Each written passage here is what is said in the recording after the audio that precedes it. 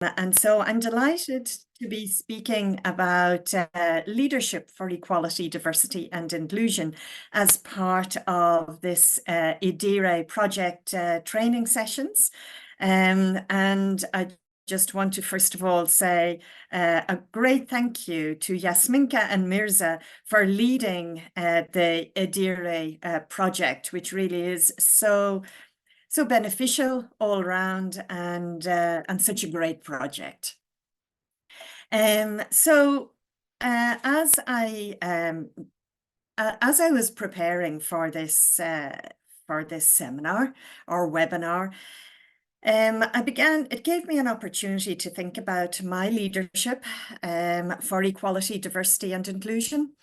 And so my presentation and my words draw on my own experience rather than a research-based experience in this instance. I mean, I could speak about the research side of it, but I don't think that that's where the value lies. I think the value is much more in and having a conversation about experience that then opens up the possibilities of further conversation once I have said a few words. So I'm really hoping for an interactive session, something where we can go away having learned from one another what it is for us, what leadership around equality, diversity and inclusion is for us. So just to maybe give people who don't know me a little bit of background, I am, as Yasminka said, a Director of Equality, Diversity and Inclusion in TU Dublin, and in that regard hold a formal leadership position in this area. But I would say that I've pretty much always been leading on equality, diversity and inclusion from an early stage of my career, sometimes without even being aware that I was leading in that area. As a background, I am a professor of comparative politics and have always studied gender and political representation. And it's in this field that I really have come to understand what some of the challenges are and what some of the opportunities are for leading in this area. And from that base, I have grown and developed my knowledge and my understanding and my experience in this area. I have worked in a number of institutions, mainly in Ireland with periods abroad, but largely in Ireland, on the island of Ireland. So most of the examples I will draw will be examples from my leadership, either in Queen's University or in Technological University Dublin. So the kinds of themes I'm going to talk about are on the screen. They are the importance of leadership for structural change in a university. So I'm not necessarily going to talk necessarily about my own journey in that regard, in a personal regard, but more about my journey and in trying to implement structural change. We all know that we want to bring about behavioral change, but I have come to the view that in order to bring about behavioral change, we need to have a foundation, a structural change take place also. Otherwise, the behavioral changes will be much slower. Then I'll talk about what makes for a good and effective leader for EDI. And present some thoughts around all of that.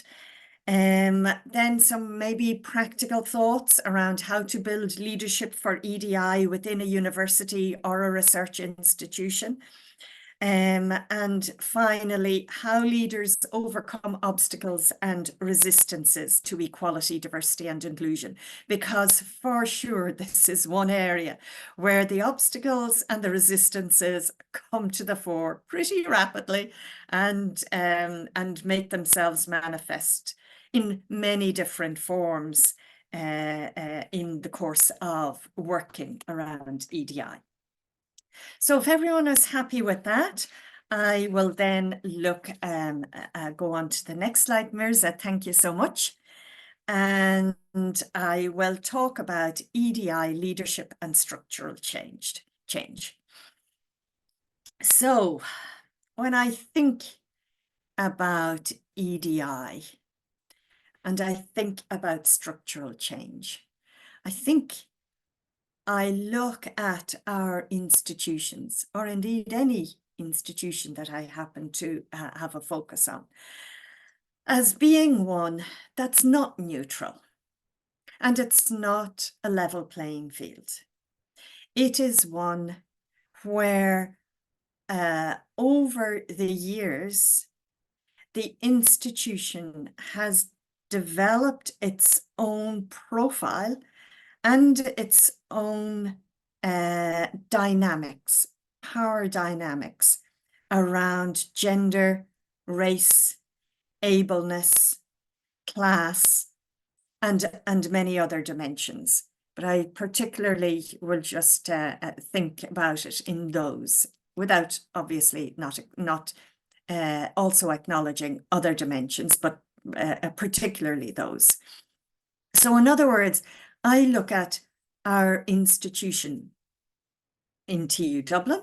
I look at every institutional organization, every organization, as basically having its own micro regime of inequality, which is nested within a societal regime of inequality, which again is predicated on the historical traditions that we have in whatever society we live in, or whatever institutional configuration and sector we belong to. So I think for me, that's an important starting point to recognize that, that institutions have their own inequalities, cultures of inequalities embedded in them. And that's the job of an EDI leader, to recognize that and to challenge that, to call it out. And there's many different ways of calling it out. And I guess one of the most important ways of addressing structural change is to look at the university or the institution's values and their statements of principle. And that matters because a university spends a lot of time thinking about its values and thinking about what does it present, how does it present itself to the world? And it usually has to do that in short, snappy statements, such as principles of intent or principles and value statements. And so looking at that level and finding ways of engaging with that language and with the people that develop that language, I think, is absolutely essential to bring about structural change that addresses the inequalities that are embedded in our systems. And that needs to be followed up then with anchoring those EDI, anchoring an equality, diversity and inclusion lens in strategic commitments that give expression to these values and statements. So these statements might be short and snappy things for the public world and also internally as well, but they're given meaning through a strategy. And I remember when I was in Queen's for many years, we went through cycles and cycles of change and transformation. So every time we had a new vice chancellor, there was another change. There was another transformation of the institution. There was another reconfiguration of schools and of faculties and kind of shuffling everything around. And it was at that moment that, at that at those moments of institutional change that I found opportunities to try and embed EDI in those change movements. And it took a while. So it was not until there was a fourth transformation in place that I finally got a statement around equality and a commitment to equality included as part of the university statement and strategy. And that's something that I think EDI leaders need to recognize, that we won't necessarily achieve what we want to achieve on the first go, that it can take a few rounds to achieve something. And putting it into a strategic context means that university leaders can be held to account for their delivery of equality in the context of the strategy.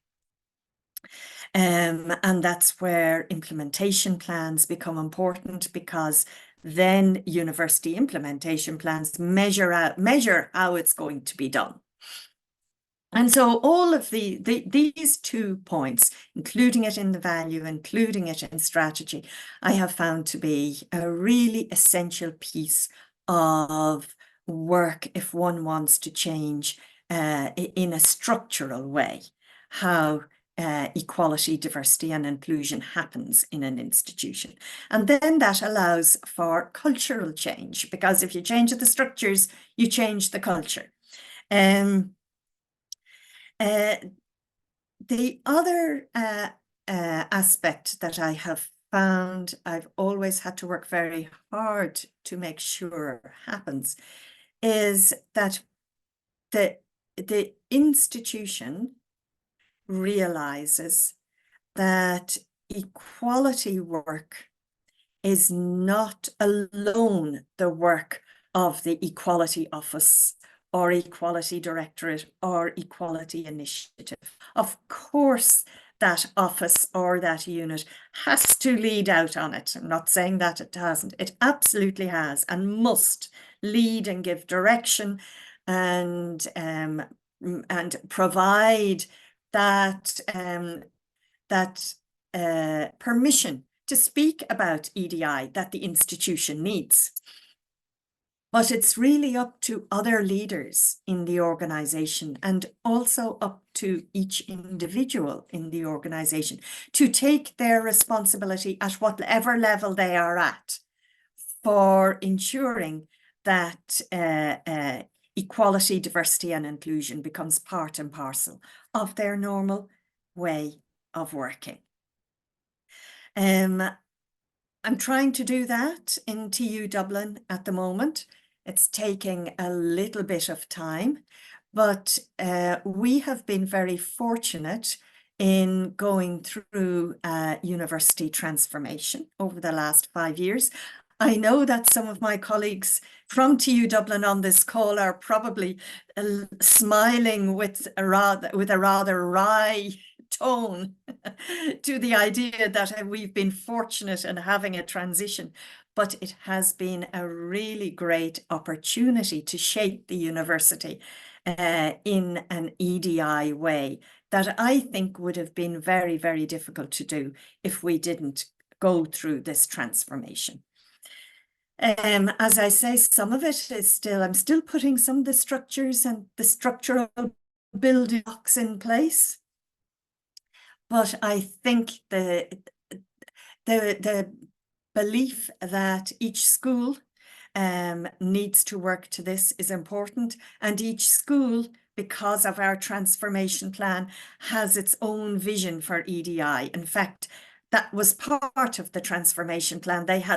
Every school had to include a statement about what it saw was its scope for EDI in its work.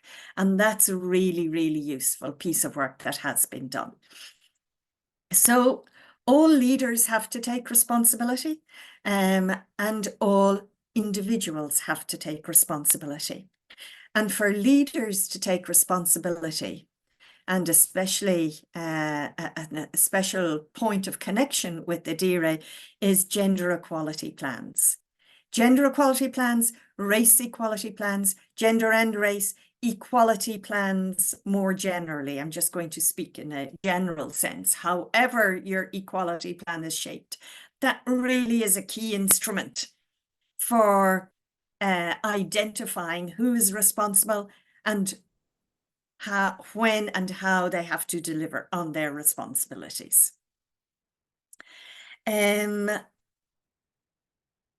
So I've spoken about how a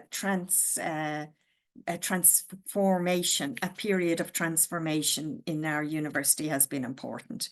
I think when I think about TU Dublin and Queen's, I think we've moved much, much faster because of that moment of transformation in TU Dublin than we moved in Queen's, because it took us more than a decade to get to where we wanted to be. And now I think Queen's is in a great place because I've been speaking with my successors in the roles that I have held there, and Queen's absolutely is in a great place. I want to give them a shout out because they are now only one of 2 institutions in the UK with an Athena Swan Gold Award. And that really is something very, very special. But it has come on the back of 20 or 25 years of work. So it doesn't happen overnight. I think TU Dublin, my institution, if it really embraced this fully, would be able certainly to go for a silver award in a few years' time. And then, you know, the sky's the limit. The gold is the aim after that. The other thing I would say is that that you look for other things. So you might not be going through a transformation in your institution, but there are always moments at which something is changing and which enables you to embed equality, diversity, and inclusion. So, for example, at the moment, we have got funding to bring on board to employ 15 postdoctoral students in a wide range of areas. And we have funding for 25 or more PhD students. And I was speaking with the research office yesterday around this, and we were talking about, well, how do we build EDI into all of this? Well, what we are going to do is we are going to intentionally develop develop and implement very inclusive recruitment policies that will apply to all the recruitment for these PhDs and these postdocs. And we're going to use that as a test bed for working with HR to show and to learn with HR how best to implement inclusive recruitment policies. Now, our HR recruitment policies are actually quite good. You know, they're not bad. They've been revised over the last couple of years. But I think we have an opportunity to go a little bit further here with this funding and with the recruitment opportunity that it opens. So we're hoping that we can use that as an event that demonstrates that change, probably maybe a bit of tweaking, but nonetheless that change can occur and can occur nested within things that happen within the university as a whole. And hopefully that will be embedded into HR and adopted more widely. We'll have to wait and see. But it's an example of what I mean about looking for opportunities that happen to be coming along in the system.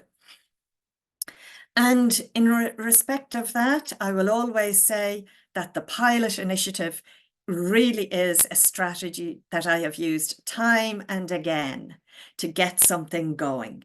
No matter what institution I've been in, I have always felt that that if one frames an initiative as a pilot project to examine something, to develop a service, whatever it is, that is a way of putting the issue into the way the university talks about things and including it in the wider work of the university. And I see Elaine has a hand up. Elaine, you're very welcome. Do take the floor, Elaine. Um, so I was just wondering, you say inclusive recruitment policies, will that include like training for the potential managers that would be working with these people? I think we would be talking about some of that, Elaine. Yes. I mean, we have to figure out exactly what we are going to do, but we're following the best practice guidelines that have been developed by a collective group of HR directors, and applying that collective learning and practice to this particular example to demonstrate that it works and to discover, where are the glitches in the system and what do we need to do to change those. And of course, training for recruitment managers, for the panels, etc., would be an important part of it. And that sounds brilliant. Ah, thank you. Thank you. Well, Elaine, we seize the moments as they open up. And I That's think it. that was the point that I'm making. So that no matter what situation you're in, and no matter what level you're in, Yeah, or at, there are always moments of opportunity, I think. exactly. Seize the day, isn't it? Exactly, seize the day. And I'll That's it. give you another example of seizing the day. When I was in Queen's, we had a real gender imbalance. This happens to be a gender issue. We had a gender imbalance in terms of internal committees, and especially the more significant internal committees. They were largely dominated by men. So I remember once having a close look at this and finding that just because the committees kind of existed for a long time, there happened to be a lot of vacancies on these committees that hadn't been filled. And so I approached the dean responsible for that area and suggested to that dean that if all those vacancies were filled by suitably qualified women, of which we had many in the university, that in fact that would bring us a long, long way towards rebalancing our decision-making arenas to be more balanced, more gender balanced. And he did that. And lo and behold, we went from something like 20% women on committees to 33% women on senior decision-making committees. Not parity, but a big leap at one go. And it was there for the taking. Just people hadn't noticed and hadn't seen that opportunity before. So that's another example. And I think also we need to talk about regular monitoring and reporting, because that obviously is what keeps the institution honest, what keeps it on track in terms of delivering of the values, delivering on the statements, delivering on the strategy, and delivering in a meaningful way. So I have, in terms of the little diagram I have on the slide, I've been talking about how we make the organization operate in a way that supports EDI leadership. So I can't see everybody, so I don't know if there are other hands up. So that might so if somebody does have a hand up, either just shout out and interrupt me, or indeed, Mirza, you might also see if somebody wants to say something. Okay, so let's talk about being an effective leader for EDI. This is kind of like more like a reflection on partly my own experience as an individual leading EDI, but also looking at how other people who lead EDI, what are their common characteristics and common traits. And I think one thing that every effective leader for EDI shares is the belief in bringing about a culture that really values everyone for their qualities and their abilities. So valuing everyone irrespective of what may appear to be things that would inhibit their participation, but valuing them in the fullest sense of their humanity and their humanness and their abilities. And underneath all of that, I think every single leader for EDI that I have known are really committed to norms of justice, of equity, and inclusiveness. And they do hold those beliefs in a very authentic way. So really effective leaders for EDI really believe this and really live it out in the way they interact in their institution. Because quite often equality, diversity, and inclusion can be seen as something that it's okay to tick the box on. Well, that is necessary. The ticking the box piece is necessary, combined with effective action, of course. But that's not about leadership. That's about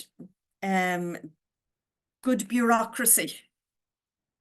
Leadership is about believing in the importance that EDI holds for a university or an institution, and that the culture can be better because of an EDI awareness built into it. So I think my comments talk about effective leaders inhabiting the role.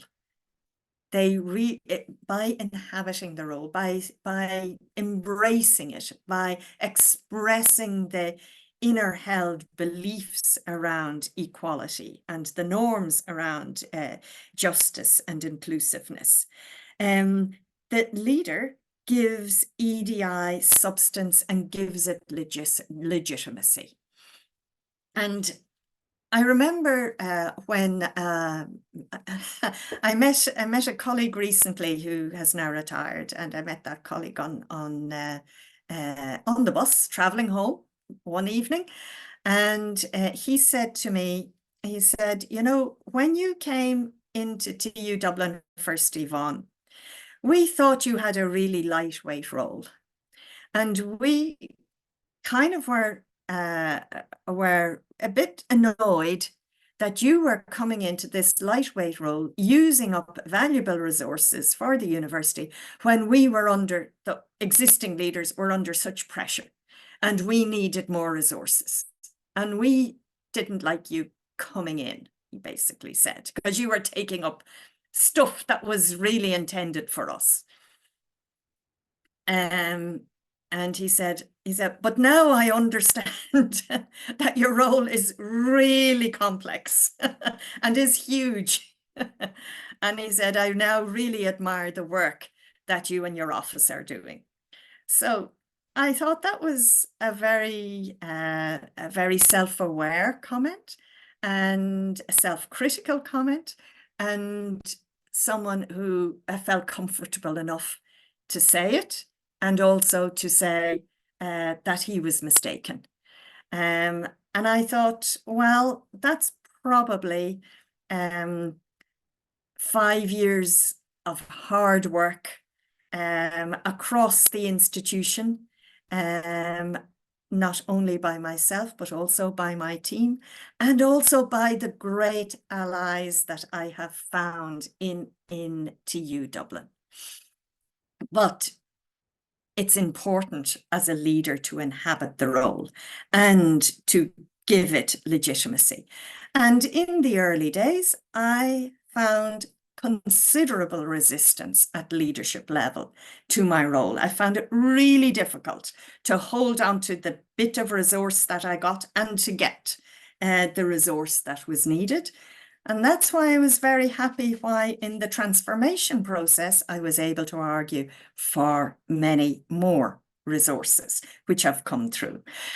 So it's been a journey, but I think we have gotten there, and we have gotten there because I think the university now collectively and individually feel and understand the need for an EDI perspective informing our work, and that it makes our work and our culture and our workplaces so much better places to be.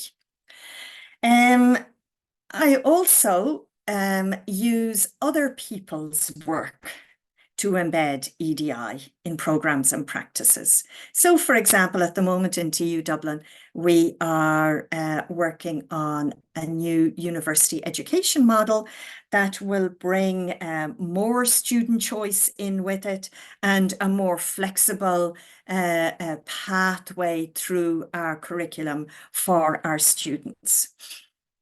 And working with the people that are involved in that work, and also working with the registrar and the registrar's office. EDI is now going to be part of a kind of a micro-credential path of continuous development from year 1 to year 4 for all students. Is it compulsory? We have yet to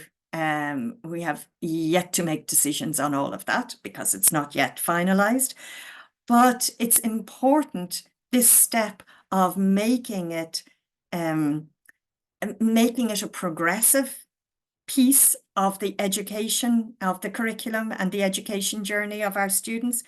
And also moving away from the one workshop in first year and you're done with EDI. Because that will not land. It might be interesting for that one workshop, but it doesn't carry through. And what we are trying to do is we're trying to embed it in each and every year of a learner's journey, and progressively, not just repeat what was done in year 1, but progressively build on that in year 2 and in year 3 and in year 4 for some. And so that's an opportunity to do something.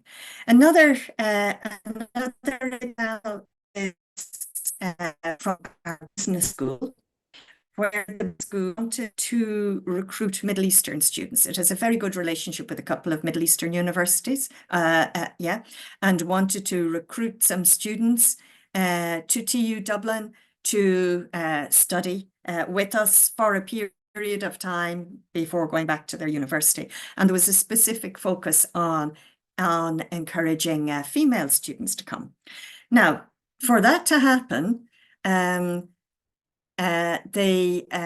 it was decided that the best person to lead that recruitment would be a female, current student, a female lecturer, in fact, from a Middle Eastern background that understood the Muslim traditions and who lived as a Muslim woman in Ireland, so that she could give all the dimensions of working and studying and living in Ireland to the women that she was supposed to speak.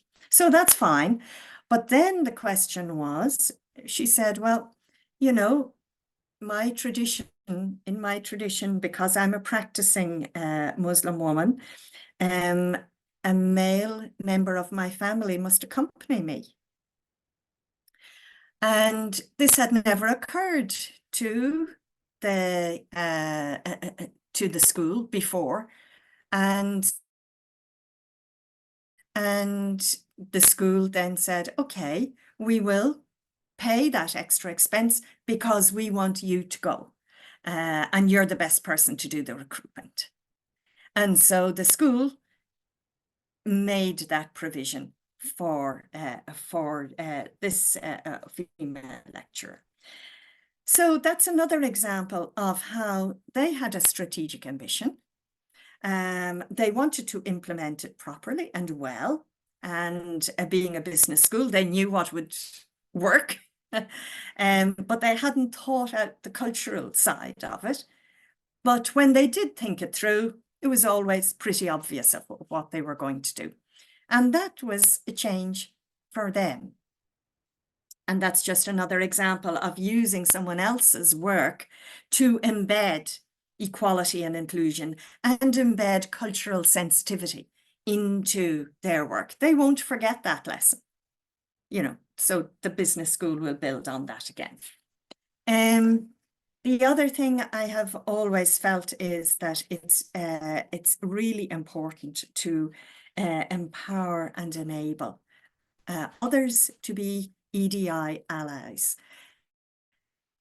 because it can be hard work doing it, and often EDI work can sometimes, as a leader, it can be pretty low, and it can be challenging to get the EDI perspective into the discussions at senior level. And that's where it needs allies on the ground and allies at different levels in the university. And I've always found that heads of school can be very effective. Committed heads of school can be very, very effective leaders of EDI. Even though they're leaders of their head of school, they can incorporate an EDI perspective into their work. And I find that those of them that do it are really real champions and can really push the agenda in their schools, which then brings forth another group of people who are willing to engage in this work as well. And I think students and younger staff hold a lot of the key to this, because we are about culture change. And what I, as a leader of some years' experience, has to remember and recognize is that culture itself is always changing.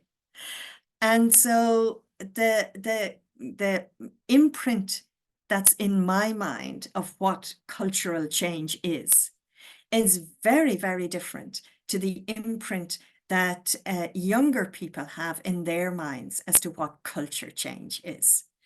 And so it's important to enable those younger voices to come through and enable them articulate what for them and for their community, what culture change means and looks like in whatever space they want to speak about it, but how then that influences our education and our workplace practices. I think that's really important.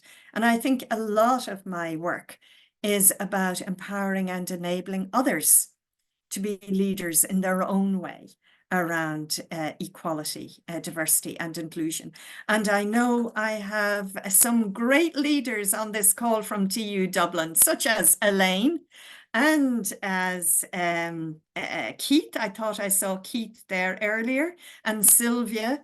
So these are the people that I know, and I'm sure that there are, Philip as well, amazing leaders in on EDI issues in TU Dublin. So I think that's really important. And I think this is one of the most rewarding parts of my job, is to see people really embrace being a leader in the EDI space, and bringing all that energy and that enthusiasm to bear on that particular, that particular aspect of EDI is that the person works with. Because at the end of the day, it's the people at the coalface that know what needs fixing. And it's important to have those voices. So this kind of brings me neatly into talking about building EDI aware leadership capacity. And as I've just said, a lot of my work is not me, it's done through others. It's done through great people working on the ground. When I was in Queen's, I think the real driver for our gender equality activities was the network of equality champions that we put together from across the university. They were the ones that drove the work. I know that in TU Dublin, in terms of race equity, it's the network of amazing people that are passionate about that issue, that are driving that agenda forward. And it's a privilege to provide the conditions to enable that to happen. I think it's also important to remember that our institutions don't stay static. And I've been speaking about my current institution that has gone through a cycle of renewal and is probably moving into more a cycle of settling and consolidating now. And I talk also about my experience in Queen's University that was a very, very settled institution. And even though we had transformations, they didn't really unsettle the establishment nature of the university. And that needed hard work to break those traditions that were part of the foundation of the university. Helped, in fact, by some laws and legislation around anti-discrimination. But I think what we have to remember is that whatever institution we are in and whatever part of the institution we're in, it will always be changing, not always rapidly changing, but there will be cycles of change. And it's about knowing what you can do at those different points in the cycle of change. We think that if we're going to build EDI leadership capacity, we need to have training, awareness raising, and education. And I think it's more than just a workshop, as I said before. It's really trying to understand that discriminatory behavior, which is the bit that we always are confronted with, it doesn't happen out of the blue, that it's a result of historical legacies, it's a result of societal values in whatever society we're in, and it's about institutional culture. And all those four interact and relate to one another, and we have to know how in each of our individual contexts, those four aspects that lead to discriminatory practices and attitudes, how they work together. And knowing how they work together enables us then to challenge discriminatory rules and to challenge discriminatory practices. And ultimately, I think one of the things that we need to recognize is that every person is responsible for their own behavior. And in my role, I get to hear a lot of individual examples of people standing up for standing up against discriminatory practices and standing up for justice and for equality. It can happen at senior lecturer level and at senior level in the university. And not surprisingly, but welcomingly, it often happens among administrative staff who observe behaviors that they don't like and come to us to talk about how that behavior can be challenged or what can be done to address that behavior. And I guess in the midst of all of that is some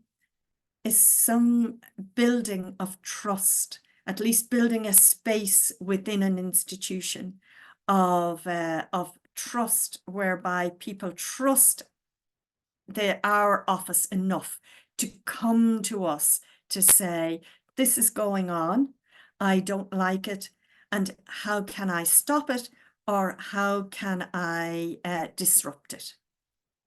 And we have those conversations often, you know, pretty much on a weekly basis with someone somewhere in the institution. And that's about building EDI awareness in the university. And I think that's important.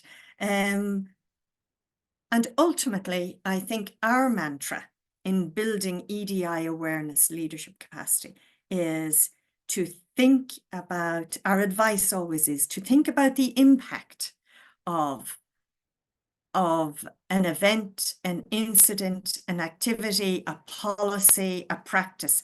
Think about the impact that it has on the people at the receiving end. Don't think about the intent that you or others have in framing or in doing whatever it is. That's not the point. The point is, what is the impact on the people receiving it? And if you think about impact, then it's easier to focus on what needs to be done. And we're not all perfect, and we all make mistakes. I make mistakes, and I have to own my mistakes, and I have to learn from those mistakes. And I think that's one thing in the EDI space we need to empower people to do, because in the EDI space, there's always a fear. If I say something wrong, what's going to happen?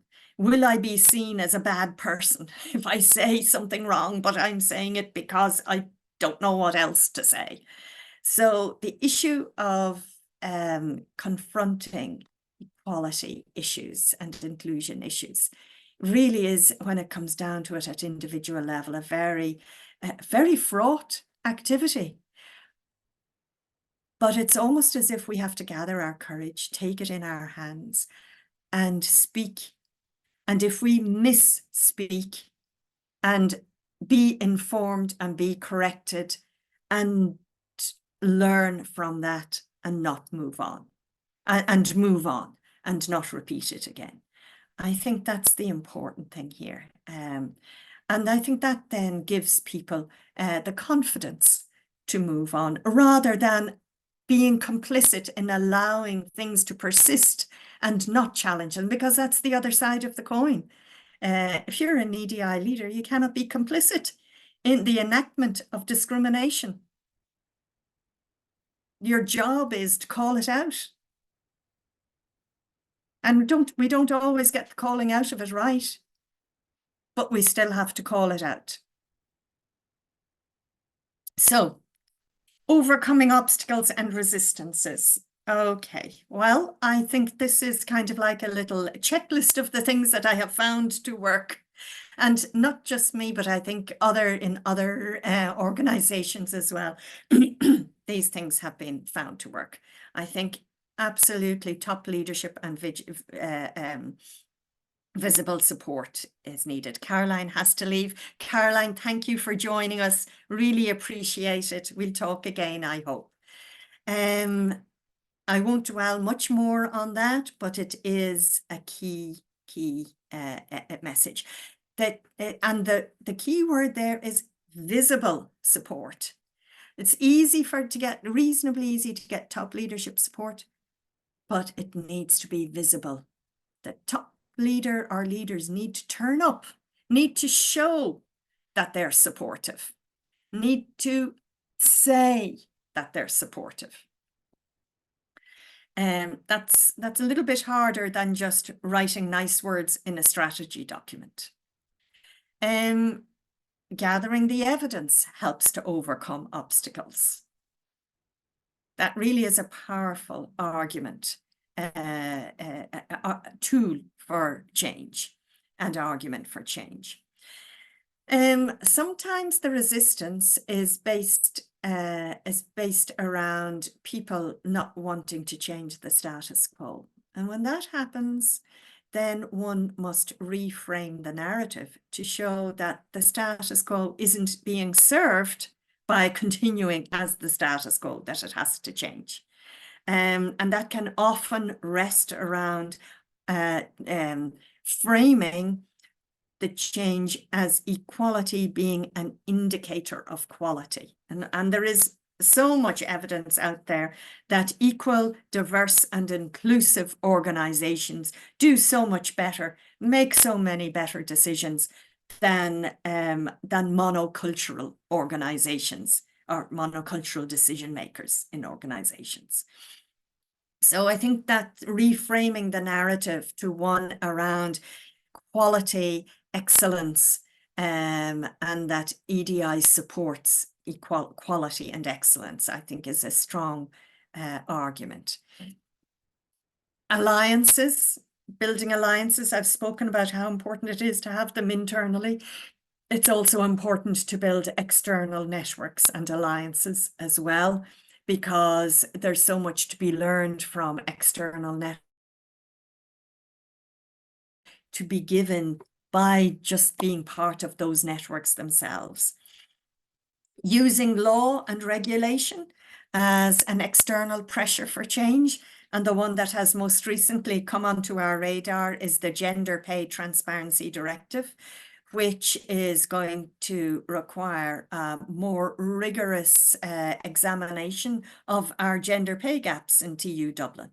We have some years to prepare for it, but it's coming, and we need to use these 3 years to prepare for that. So that's a useful law. That's a useful regulation that supports equality. And there are others externally as well around sexual violence and harassment, for example, which is a huge issue across all universities, and issues around non-discrimination on multiple grounds, which is, again, part and parcel of the policy landscape. I think ultimately, if we were to reduce all this down to one kind of way of looking at it, the one question I ask myself all the time is, who is privileged in this context? Who has the power in that context? And who has their agency taken away from them in this context? And I think looking at it that way means that as an EDI leader, you try to who are right on the margins, because it's those that are right on the margins that are the ones that can influence everything else that goes on in the university. So looking at power, looking at privilege, and remembering that whatever the injustice is, it is not for just to fix the problem. It's for the person who holds, or group who hold the power to fix the problem. That's their responsibility. And the final one that I found very useful is competition. Universities are competitive places, and they like to outdo one another. Rankings are a great help for competition. There are now rankings for equality, diversity, and inclusion. And those rankings can actually help shift institutional change towards equality. And yeah, the universities like to outdo one another. So I think competition is a good strategy. So I leave it there. I've been talking probably for far too long, having too many segues. So apologies for that. And I'm delighted to be able to open it up now to the floor.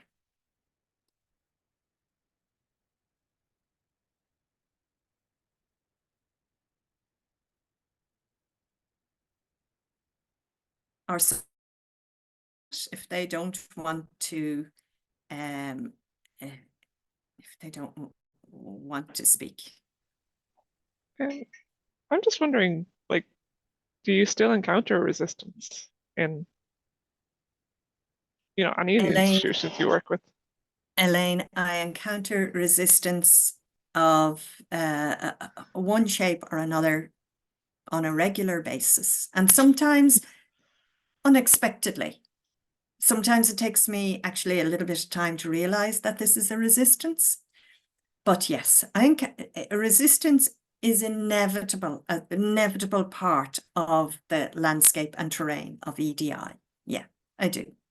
I don't, so when I encounter resistance, I deal with that resistance. I don't go talking about it more generally. I usually confront it and find ways of,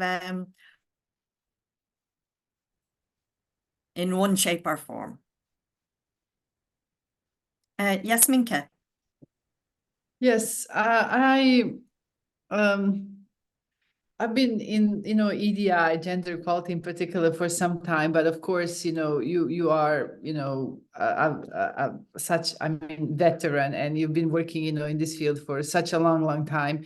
And I know how, frustrating it can be when you start, when you have this resistance. But then also, I'd like you to sort of, in my experience, also, the resistance is inevitable, it happens, but then if you're really persistent and you keep on, repeating and, going through this motion, and when you are armed with all the evidence, the change does start happening, but this is my experience, which is much, much shorter than yours. So I'd like, also from your point of view to sort of maybe give us some sort of estimate on, we know that this change is not fast, but that it's achievable, some optimism in like how that, even though when we first start working on these issues, it seems like we're never going to accomplish anything. But, in the end, something does happen, right? So I think, from somebody like you who's been in these with these issues for such a long time, I think we need some of that optimism. If we persist, it's gonna happen. So if you can, give us some of that, that would be great as well. A great question, Yasminka. Yeah, thank you for that. Well,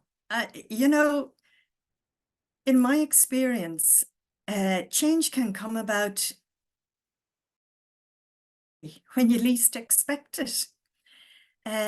Sometimes you feel as if you're trying to, let's say, change a way of doing, change rules in the organization of some kind. And that it takes, it takes time, and there's lots of negotiations to be had.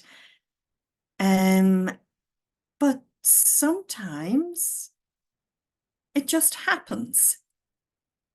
And I think we need to recognize that it's not a kind of a linear process.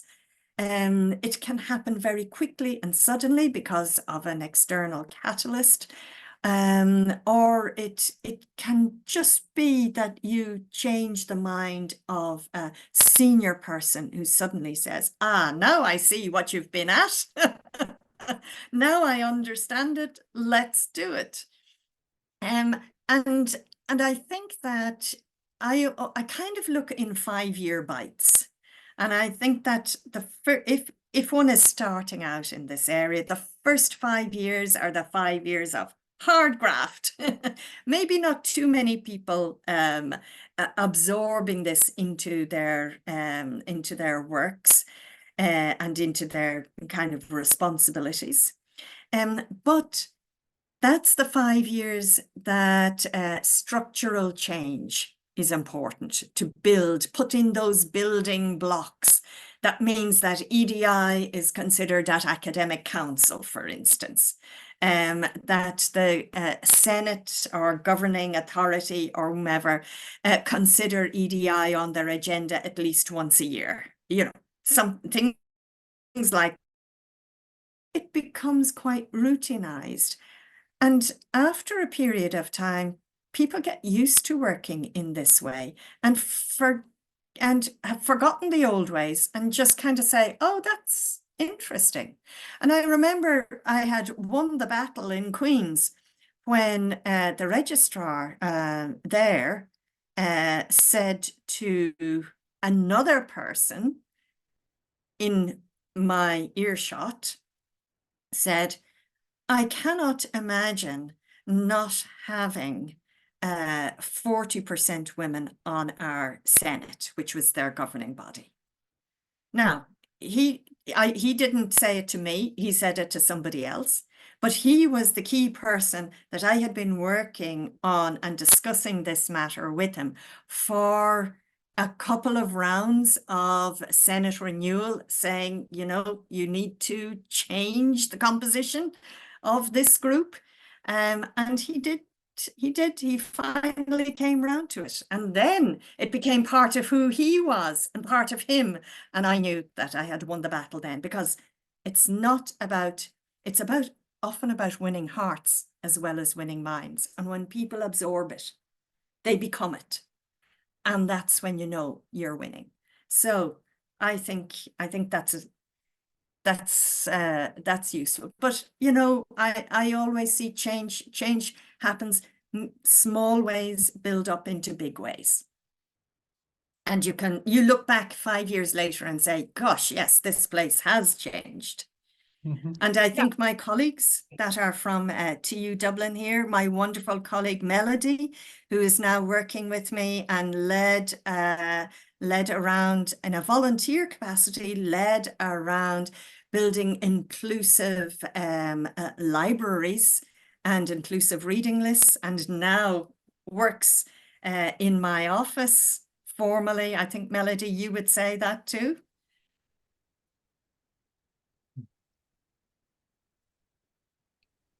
Yes, Yvonne. Sorry. Yes, I would. It's been an interesting journey for me because I suddenly changed my career in my 50s, which I never expected. But I feel this is really valuable work, working with a team that is open, that is encouraging, supportive, but also really looking at that piece of action, which is the bit that I care about. I like Yvonne, I don't like pretty words. I like to see, you know, action happening, things changing. And I'm still, you know, like grassroots, trying to see, walking on the path, because I'm doing the easy part. I don't have to convince anyone. I just walk behind Yvonne saying, oh, she's already convinced you, so this is what we're doing, which is easy to do than trying to convince people to change, because it's tougher, I would say. I see. Thank you, Melody. Thank you. Lovely to see you. And I know Deirdre has her hand up. So Deirdre, please come in. Hi, Yvonne. Good to see you again. And thanks a million. That was really interesting and insightful. I love the idea of the EDI micro-credential that you mentioned that will be rolled out to students across the 4 years. At this stage, can you share any ideas of like topics that will be covered? I'm interested in how it will progressively develop from like what the first years might be exposed to compared to, say, the 4th years, and any ideas of topics or content at this stage, or is it still in the early stages of development?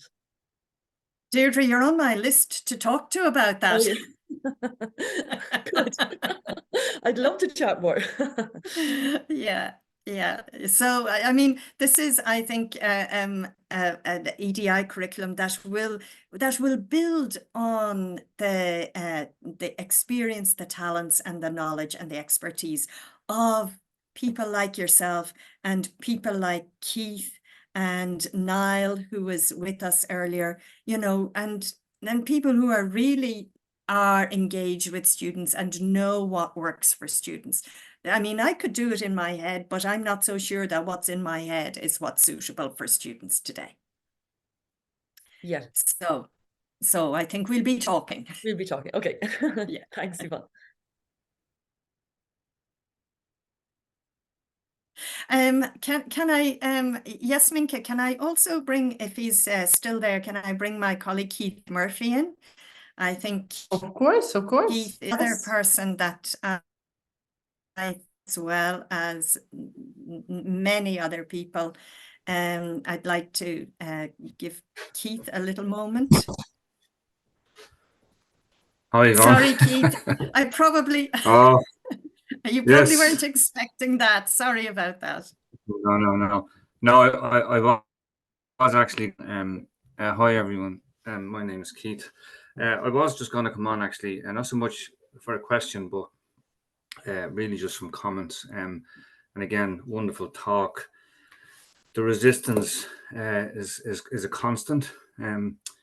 Funding, resources, trying to change the culture, people's outlooks. And to be honest, sometimes you hit the wall with it all, and it's hard to kind of come back from it, you know. But I have to say, thank God I registered, because I feel like I've pulled into the service station and filled the tank up. I feel refueled, and you know, sitting here with like-minded people discussing this. And yeah, it's brilliant. So thanks a million for that. And I was just walking on Keith, a would you paper like there yesterday about large classrooms and how this is becoming a thing now. And my own work, as you know, is around neurodiverse students. So I was just looking at the impact of that and how the new push for the larger classrooms and stuff like this is impacting on them. So yeah, so great. I feel rejuvenated again and carrying the flag back up off the ground. That's great. That's great. I see Rebecca wants to speak, and Rebecca is a member of our wonderful team as well. Sorry, Rebecca, you're on mute. Sorry, apologies. What I wanted to ask was just also in terms of the resistance. Do you think the type of resistance that you see has changed over your career, or the type of kind of blocks have changed? Or are they kind of always the same but in slightly different forms? A very good question, Rebecca. And I would say that they haven't changed, but they all manifest in different ways. So you have the resistance that is just basic, outright resistance that dismisses the whole idea. So you have that kind of resistance. That kind of resistance is fairly easy to take on. And fairly easy to address. The other kind of so that resistance is often born out of people not wanting to change the status quo, because they feel comfortable, they're privileged by it, and they have something to lose if something changes. Mm-hmm. And that at least they perceive that they have something to lose. I'm not so sure that they do. The other resistance is more subtle, and that kind of comes in two kinds. One kind is people who profess that they are supportive of you, but then behave in a way that indicates that they're not, and that they resist equality changes, even though they say that they support them. And that has always been there in my career. And that requires more thinking around how to address it.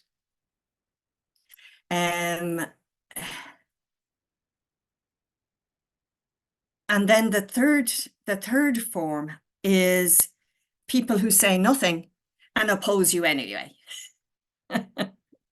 And they use the rules and the ways of doing within the institution to oppose what it is you want to.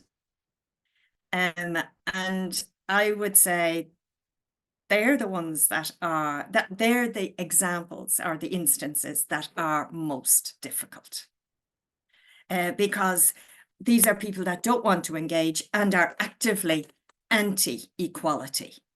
Even though they wouldn't see themselves, they would never picture themselves in that way. They just feel, well, this is not part of the rules. This is not part of my workflow. This is not part of what I'm supposed to be doing. I don't like this, and I don't want it to happen. So they've existed forever. Great, thank you.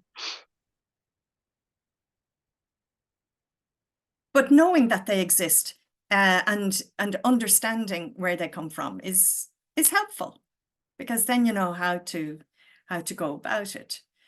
I won't give any examples because people could be identified, so might be better not. Claudia. Yes, talking about people that could oppose you. In my short experience, sometimes I feel that it is not only because they genuinely oppose you, but because they just don't want to work more. And I don't know if you have encountered those, and how have you dealt with that? Because, I mean, you obviously have work to do, right? And work never ends. And it is like a balance between fighting for what you believe is right and doing your job and also existing, right? So how do you manage those situations? Thank you, Claudia.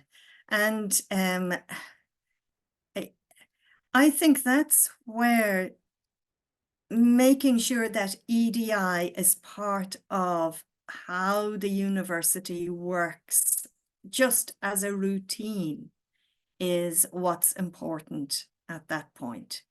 I think the argument, EDI should not be extra work or more work. And a lot of people feel, oh, here I am addressing student needs, and now I have to address the EDI perspective. And that makes more work. Well, in actual fact, if you're addressing the student need, your view of student need should be a holistic one that encompasses the student diversity. And therefore, it doesn't become more work, it becomes a more nuanced way of you doing your work. And the same for people who are developing policies and practices. And we have, with my colleague, Jennifer Boyer, who's the Vice President for Sustainability, we have developed an equality and sustainability impact assessment tool. That are questions that need to be applied to all policies and all procedures to kind of make the people who are writing these policies and procedures aware of, make them think about the EDI part of their work. They're not intended as extra work, but they're actually intended to help them think through the impact of their work. As I said before, think impact, not intent. And impact happens in many different ways, including in how policies land with people. So I think that's a challenge, Claudia, that we have, but I think it's also something that can be overcome if we build working on EDI issues into our pattern of working smarter and working more inclusively. Well, if we work more inclusively, we are working smarter, because we're bringing in more voices, more perspectives, and more views that make a difference to the final outcome. Oh, somebody somebody says, question, what to do at policy development stage when people point scenarios when someone abuses the system? Yes, that old hoary old chestnut, a great way of keeping the status quo in place, Anke, in my view. The issue is people who abuse the system are only a tiny, tiny, tiny minority. And policies are for everyone. And if there's a flaw in the policies, well, then there's always the possibility of modifying the policy. Policies don't stay stuck in stone for forever. But when I hear that question, oh, we can't do anything because, you know, there's a risk that somebody will abuse the system in whatever way, that immediately tells me that that's a resistance that tries to support the status quo. And then one has to have the knowledge of the issue to be able to say, well, you know, there are not going to be vexatious complaints, or this reporting system will not attract an avalanche of people just trying to distort it, or whatever it happens to be. And also, you know, the funny thing is about universities, many, we say we work based on evidence, and yet so many people developing policy say, well, I remember when, and go and recite an anecdote. Well, I remember when is not evidence. So I would keep coming back to, where's the evidence? So I hope that's helpful.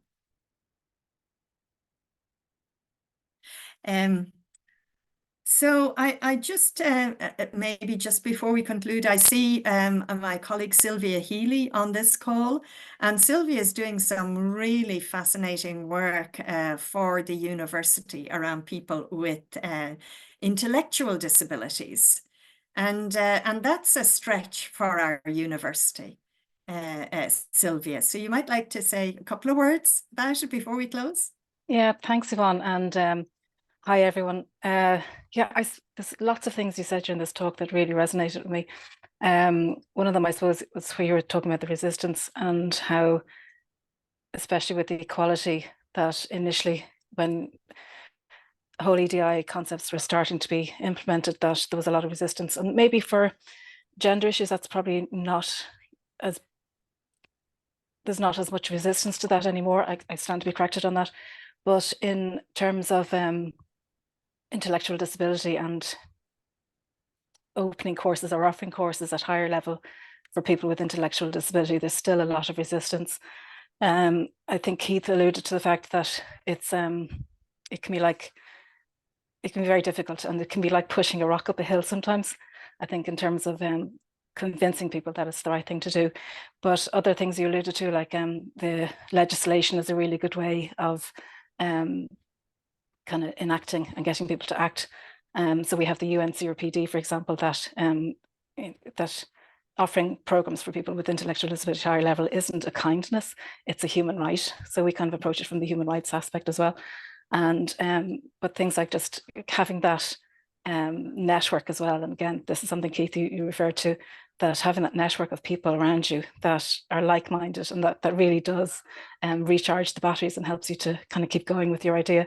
So I'm 2.5 years trying to develop this program now, and we're nearly there. We're hoping to launch in September. We have funding from the government, and again, that government legislation, the UNCRPD, the Convention for Rights for Persons with Disability, kind of allowed the National Access Plan to change, and they mentioned people with intellectual disability for the first time in the most recent National Access Plan, and that allowed then Path 4 funding to become available. So we were able to apply for that, and that's how we got funding in the end for it. But yeah, nearly there, hopefully. Great, Sylvia, and we look forward to seeing that come to fruition in September. It'll be really exciting. Yeah, but the support at senior management is really important as well, that it really helps to embed it. You need to embed something like this in the university to make it sustainable, and having that support from EDI and elsewhere has been great. It would have been great if we had it right from the start from other areas of management, that it would have happened much quicker, I think. But yeah, just tenacity is a great, I think, great character for leaders to have in this area, that you need that tenacity just to keep going, and that like-minded individuals around you to help you keep going as well. So, so thanks for that. It's really, really interesting talk today. Thanks.